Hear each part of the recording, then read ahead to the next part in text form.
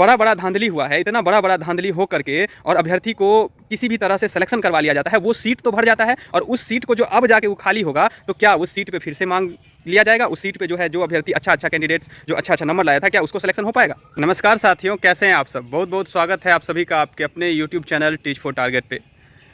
आशा है कि आप सभी अच्छे होंगे।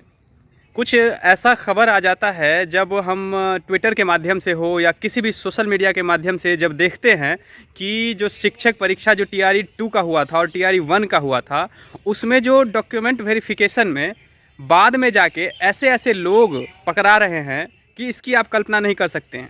अब आप देखिए कि कुछ देर पहले मैंने ट्विटर पे देखा कि बहुत सारे ऐसे अभ्यर्थी हैं जिनका जिस सब्जेक्ट में सिलेक्शन हुआ है उस सब्जेक्ट में उनके द्वारा सीटेट और एस्टेट पासे नहीं किए हैं। अब हम ये बात इसलिए बता रहे हैं आपको कि अब देखिए कि जो आपको यहाँ पे दिख रहा होगा कि उन्होंने जो ये हैं कैंडिडेट जो शिक्षक बने हैं, अब पता नहीं कौन से तरीक़ा से बने हैं, इसका तो कोई गारंटी नहीं है। अब जो चेक करता है, जो कर्मचारी होता है, चाहे कोई भी लेवल का हो, जब वहाँ पे डॉक्यूमेंट वेरिफिकेशन होता है तो पहले ही इस सब चीज़ का जांच हो जाना चाहिए। मान के चलिए किसी और सब्जेक्ट से अगर कोई किया हो या किसी का डिग्री फर्जी हो, ये मानने वाली बात है कि धीरे धीरे जाके आगे जाके इन चीज़ों का पता चलता है कि इसका डिग्री फर्जी है। लेकिन आप यहाँ पे देखिए कि यहाँ पे तो क्लियरली मेंशन है, आपको फर्स्ट प्रायोरिटी में देखना पड़ेगा कि जो अभ्यर्थी जिस सब्जेक्ट में जिसका सिलेक्शन हो रहा है, क्या वो अभ्यर्थी उस सब्जेक्ट का सीटेट और एस्टेट पास है कि नहीं है। ये तो बहुत आसान है, ये तो कोई भी देख सकता है। सबसे फर्स्ट प्रायोरिटी में तो इसी को रखना चाहिए। लेकिन यहाँ पे ऐसे ऐसे कर्मचारी लोग रहते हैं, चाहे वो पैसा खा के हो, चाहे वो जो भी कारण हो, अब वो अंदरूनी मामला क्या है उससे तो आप लोग अवगत होंगे ही।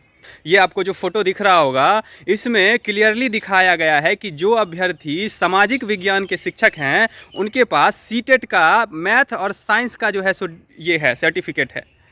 उन्होंने सीटेट जो है मैथ साइंस में पास किया है और उनको सिलेक्शन हुआ है सामाजिक विज्ञान में। और कुछ ऐसे कैंडिडेट हैं जिनका मैथ साइंस है बैकग्राउंड, यानी कि मैथ साइंस के वो टीचर बनेंगे, मैथ साइंस के लिए वो सीटेट क्वालिफाई किए हैं, लेकिन वो शिक्षक बने हैं सामाजिक विज्ञान का। इतना बड़ा घोर जो अन्याय है वो कैसे हो जाता है? ऐसा मतलब ये तो माइनर ही मिस्टेक है, सिंपल सा है कि कोई नॉर्मल सा भी अगर लोग चेक करेगा तो सबसे पहले यही चेक करेगा कि जो अभ्यर्थी जिस सब्जेक्ट का टीचर बनना चाहता है उस सब्जेक्ट के लिए वो क्वालिफाई है कि नहीं है।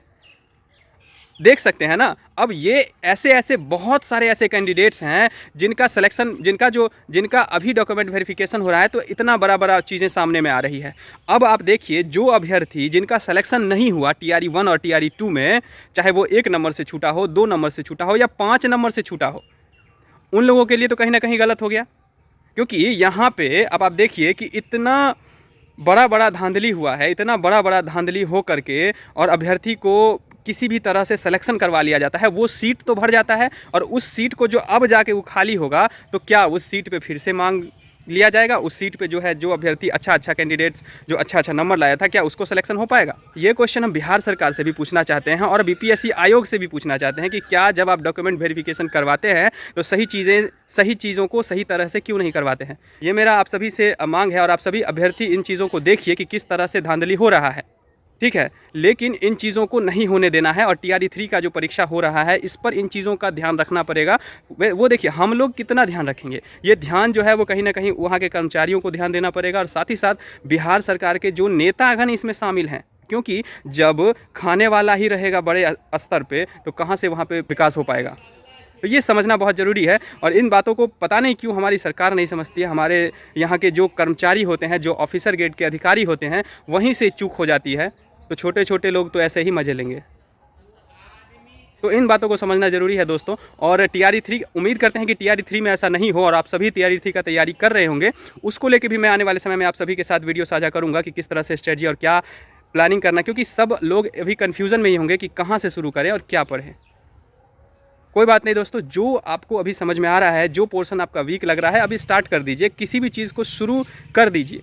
बाकी उसके बाद आपको धीरे धीरे अपने आप का रास्ता खुलने लगता है। बहुत सारे कैंडिडेट्स हमको कमेंट्स भी किए हैं कि जो किस तरह से क्या पढ़े और कोई बैच लें कि क्या लें, वो सब हम आपको आने वाले वीडियो में सजेशन देंगे कि किस तरह से आप कौन से सब्जेक्ट के आप स्टूडेंट हैं, आपको कहाँ का बैच लेना चाहिए या फिर नहीं लेना चाहिए, यूट्यूब पे कितना कंटेंट अवेलेबल है, बुक से आप कितना पढ़ सकते हैं, ये सारी चीज़ें मैं आपको आने वाले वीडियो में बताऊँगा। तो इसके लिए आप इस चैनल को सब्सक्राइब कर लीजिएगा और अगर ये वीडियो आप सभी को पसंद आया होगा तो शेयर कर दीजिएगा। खैर ये पसंद आने वाली बात है नहीं, क्योंकि ऐसा धांधली हो रहा है, ऐसे बातें उठ के सामने में आ रही है। अभ्यर्थी तैयारी करे तो क्यों करे और किस लिए करे। मिलते हैं अगले वीडियो में एक नए इन्फॉर्मेशन के साथ। जय हिंद साथियों।